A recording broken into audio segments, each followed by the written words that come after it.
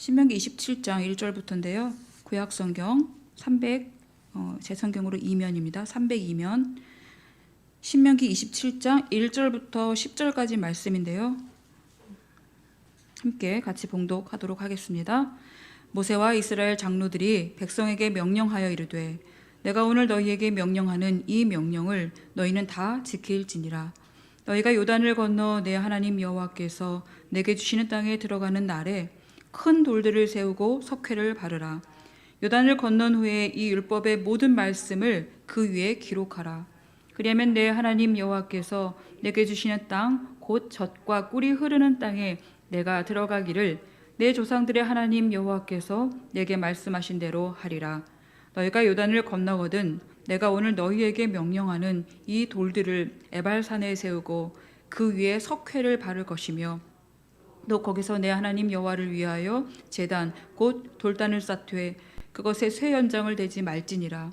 너는 다듬지 않은 돌로 내 하나님 여호와의 제단을 쌓고 그 위에 내 하나님 여호와께 번제를 드릴 것이며 또 화목제를 드리고 거기에서 먹으며 내 하나님 여호와 앞에서 즐거워하라. 너는 이 율법의 모든 말씀을 그 돌들 위에 분명하고 정확하게 기록할지니라. 모세와 레위 제사장들이 온 이스라엘에게 말하여 이르되 이스라엘아 잠잠하여 들으라. 오늘 내가 내 하나님 여호와의 백성이 되었으니 그런즉 내 하나님 여호와의 말씀을 청종하여 내가 오늘 내게 명령하는 그 명령과 규례를 행할지니라. 아멘. 이제 모세의 세 번째 설교가 시작되었습니다. 대략적으로 신명기 27장부터 30장까지를 모세 세 번째 설교라고 합니다. 27장 전반부는 이 돌 위에 기록한 율법에 대한 말씀을 오늘 하고 있고요. 후반부는 이제 에발산에서 선포하는 저주에 대한 말씀이 나옵니다. 하나님은 그간 계속해서 하나님의 규례와 법도를 단단히 지킬 것을 말씀해 오셨습니다. 이제는 하나님과 언약한 백성들이 요단을 건너서 그 땅에 들어가게 되면 가장 먼저 무엇을 행하기를 원하시는가? 바로 그것이 이 백성들에게 관건이고요. 우리도 오늘 특별히 살펴볼 말씀입니다. 1절부터 먼저 보시면 그간에는 모세 외에는 언급하지 않았던 제3의 인물 바로 이스라엘 장로들이 등장합니다. 모세와 이스라엘 장로들이 주어가 늘어났죠. 백성에게 명령하여 이릅니다.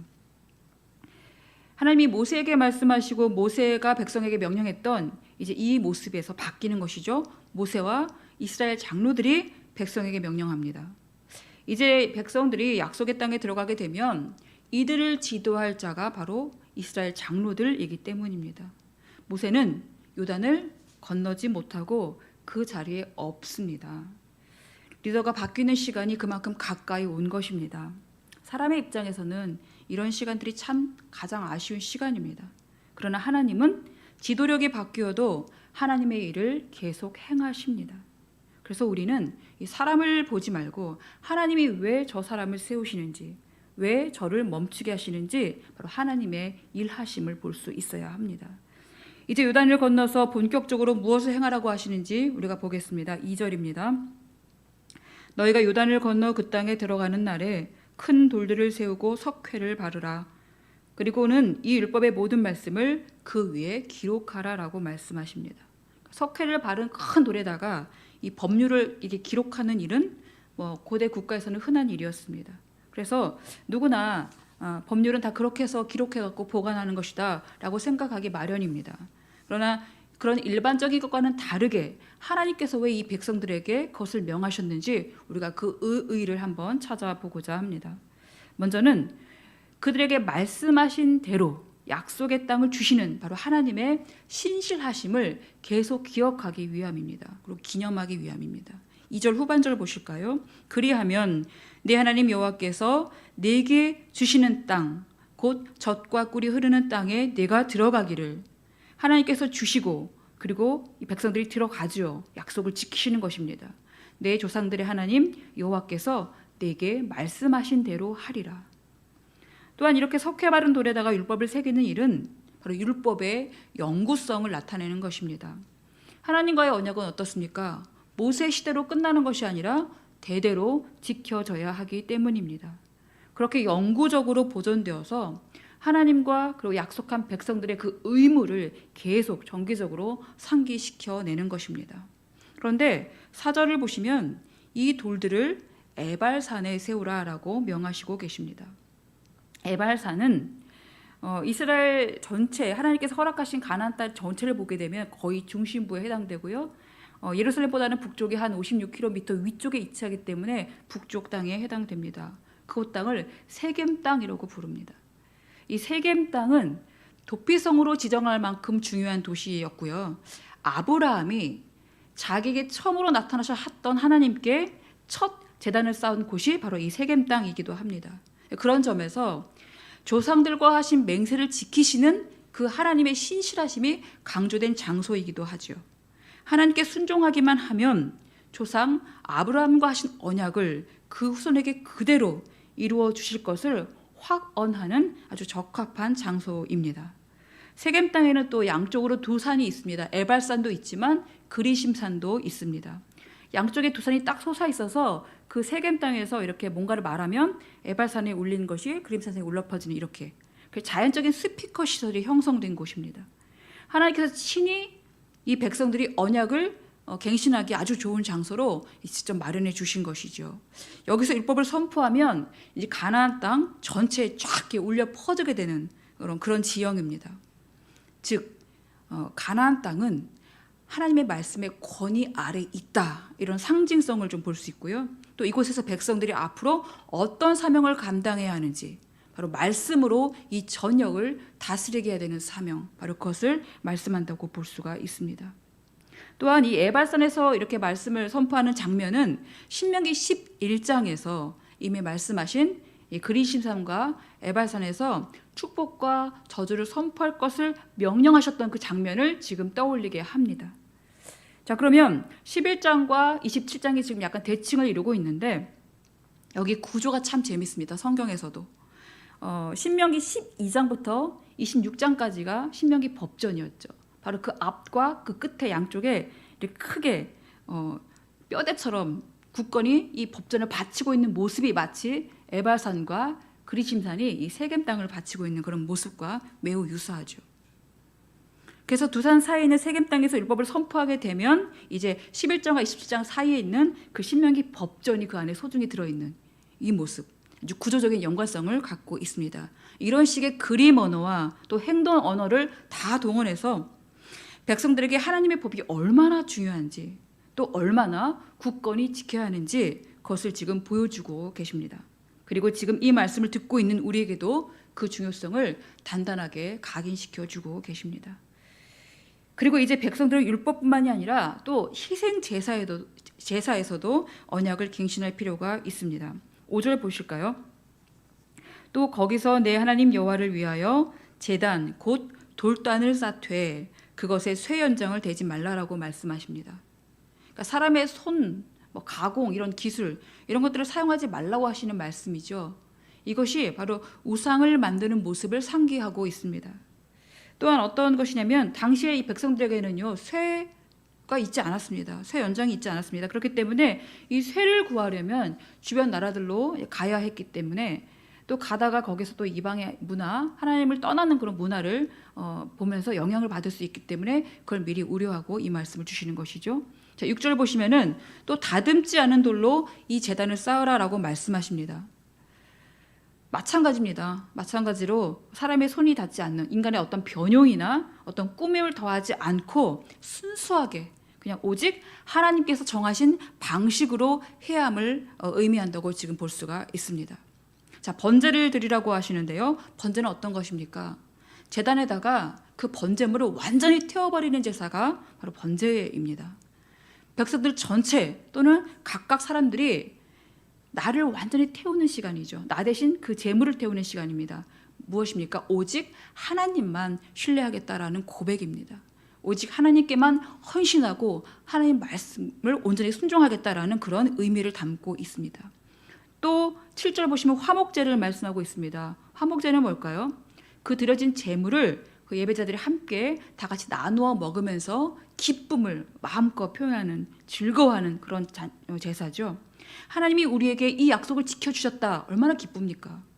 또 이 복을 허락하신 것에 대한 감사, 그걸 또 잊지 않아야겠죠. 그리고 앞으로도 이것을 늘 공급해 주실 것을 믿는 그 기쁨으로 바로 이 화목제를 말씀하고 있는 것입니다. 우리 역시 이 번제와 화목제를 매일 드린다는 의미로 매일 하나님을 온전히 신뢰하고 또 하나님께 온전히 감사드리고 그리고 하나님으로 인해 기뻐할 수 있는 서로 우리의 것을 나눌 수 있는 그러한 삶을 지금 말씀하고 계신다라고 볼 수가 있죠. 8절을 보시면은 너는 이 율법의 모든 말씀을 그 돌들 위에 분명하고 정확하게 기록할지니라 라고 말씀합니다. 이 율법을 분명하고 정확하게 기록하라는 조언이 다시 강조되고 있는 만큼 가나안 땅에서 이 하나님의 말씀을 분명하고 정확하게 지켜나가야 함도 매우 중요함을 말씀하고 계시는 것이죠. 그리고 그 땅에 들어가 살다 보면 얼마나 말씀이 흐리흐리해질지를 이미 암시하고 있는, 그래서 우상 숭배가 가득한 가나안 땅에서 이 백성들이 들어가 살면서 너희들이 분명하고 정확하게 말씀을 기억하지 않으면 그러면 그 가나안 땅의 문화에 금방 빠져들고 말 것이라는 그 삶이 미리 조명되어지고 있다라고 볼 수가 있습니다. 그만큼 하나님의 말씀의 중요성을 수없이 강조해도 지나치지 않다라는 것을 우리가 오늘 이 말씀을 통해서 볼 수가 있습니다. 이제 9절과 10절로 이 굵직하게 다시 한번 매듭을 지어주고 계십니다. 세 번째 설교는 아직은 모세가 이 모압 땅, 모압 평지에서 이 말씀을 전하고 있지만 그러나 9절 보실까요? 9절 보시면 똑같이 1절처럼 모세와 레위 제사장들이 온 이스라엘에게 말하는 것으로 지금 시작하고 있습니다. 아직 건너지 않은 요단을 이미 건넌 백성이나 다름없이 여기고 있습니다. 그것은 바로 하나님께서 말씀하신 대로 반드시 지킬 것이고 또 그 땅에 들어가게 되면 제사장들이 바로 이 백성들의 지도자가 될 것이기 때문에 이제 제사장들이 하나님 앞에서 모세처럼 율법을 분명하고 정확하게 지킬 그런 올바른 지도자가 될 것을 다시 한번 상기시키고 강조하고 있는 것입니다. 자, 이제 백성들은 어떻게 이 말씀을 들어야 할까요? 9절 보시면 잠잠하게 그 말씀을 들어야 합니다. 모세와 이스라엘 장로들이 이스라엘에게 말하여 이르되 이스라엘아 잠잠하여 들으라. 이전보다 더 진중해 보입니다. 이런저런 자신의 생각들, 그 땅에 들어가게 되면 어떡하지? 어떤 일이 있을 것이지? 여러 가지 또 의견들, 이렇게 해야 돼라는 하는 것들, 그런 것들이 있으면 사실 하나님의 말씀을 온전하게 들을 수가 없습니다. 우리 스스로도 우리가 잘 알고 있습니다. 하나님의 말씀을 온전하게 들어야 하면요, 우리가 잠잠해야 한다는 것을 오늘 다시 한번 알 수가 있죠. 하나님 말씀은 이미 온전하시기 때문에 우리가 잠잠해야 그 온전하신 말씀을 제대로 들을 수가 있습니다. 그리고 하나님께서 어떻게 하나님의 일을 행하시는지도 우리가 볼 수 있게 된다라는 것입니다. 이제 이렇게 단언해 주십니다. 오늘 내가 네 하나님 여호와의 백성이 되었으니, 마치 계약서의 마지막 도장을 꽝 찍어 주시듯이 너희는 이제 내 백성이다 라고 인 쳐주시는 것입니다. 하나님이 인을 쳐주시지 않으면 그것이 무효가 될 수도 있죠. 근데 하나님께서 인 쳐주시면 아무도 그것을 취소하거나 변개할 수가 없습니다. 10절입니다. 그런즉 내 하나님 여호와의 말씀을 청종하여 내가 오늘 네게 명령하는 그 명령과 규례를 행할지니라. 하나님께서 너는 내 백성이다 인쳐주신 자들이 행해야 될 의무와 사명은 무엇입니까? 바로 하나님의 말씀을 청종하는 일입니다. 청종은 무엇일까요? 청종은 말씀을 듣는 데서 멈추는 것이 아니라 그 말씀을 듣고 따라 살아가는 것까지가 청종입니다. 에발산의 율법만 딱 세워놓고 삶은 가난의 문화로 막 살아가는 것이 청종이 아닙니다. 우리가 예수님 믿는다 그러면서 예수님 믿고 있는 거는 믿고 있고 삶은 세상 문화 막 따라 살아가는 것, 그거 청종이 아닙니다. 율법을 새겼다면 그 율법의 말씀대로 살아가야 한다는 것입니다. 이제 하나님과 이 백성 간의 이 법적이고 공적인 관계가 시작된 것입니다. 물론 요단을 건너서 세겜 땅 에발산의 돌비를 세워놓고 번제 화목제를 드리면서 이 언약 갱신이 직접 이루어지겠지만 이제 이전 것은 다 지나갔습니다. 이 땅에서도 모압 땅에서도, 그리고 하나님께서 인치심으로 새 것이 된 거룩한 백성이 된 것입니다. 바로 하나님의 성민으로 살아가야 될 사명만 그들에게 남아 있는 것입니다. 그래서 오늘 본문은 매우 희망적인 미래를 제시하고 있습니다. 그러나 또한 이 걱정과 우려도 완전히 버릴 수가 없습니다. 이 백성들이 하나님 말씀을 잘 지키기만 하면 그거 하나만 하면 되는데 그렇지 못할 것 같은 이 걱정과 우려가 완전히 가시지는 않은 채 이 백성들을 요단 건너로 보내야 되는 그 모세의 심정, 그 모세의 심정이 바로 하나님께서 지금 우리를 바라보시는 그 심정과 이렇게 비춰져서 같이 보여져 있습니다. 그래서 우리가 오늘 다시 한번 결단하는 시간이 되었으면 좋겠습니다. 우리가 오늘 주의 말씀을 잘 지키며 살겠습니다. 나는 하나님의 백성입니다. 나는 하나님의 백성이기 때문에 그 말씀이 나에게 생명입니다. 그리고 하나님은 나의 하나님 되시기 때문에 분명히 말씀하신 것을 내 삶에서 반드시 지켜주실 것입니다. 그리고 여기 우리에게 한 가지 더, 예수님께서 우리를 피로 값주고 사셨기 때문에 우리가 하나님의 거룩한 백성답게 살아가겠습니다. 이런 결단과 다짐과 고백이 우리 삶에서 오늘 일어났으면 좋겠습니다. 그래서 하나님께 염려 끼쳐드리지 않는 백성, 그런 자녀들이 되겠다는 다짐, 우리가 오늘 다 같이 말씀을 생각하면서 함께 기도드리시겠습니다. 오늘 기도드릴 것은 주님, 정말 주님께서 주신 이 말씀, 이것이 사실 나에게 생명이고 이거 없으면 내가 아무것도 아닌데 우리는 하나님 말씀에 대해서 너무나 버겁고 부담스럽고 지키지도 못할 말씀이라고 생각하고 살았다는 것에 대해서 주님 다시 한번 회개합니다. 그러나 오늘도 주님께서 하신 말씀이 있다면 그 말씀을 들을 수 있게 하시고 들을 뿐만이 아니라 그 말씀을 따라 살아갈 수 있도록 주의 말씀을 청종하며 살아가는 우리들 되게 하여 주시옵소서. 우리 다 같이 이 기도 제목 가지고 잠시 기도하시겠습니다.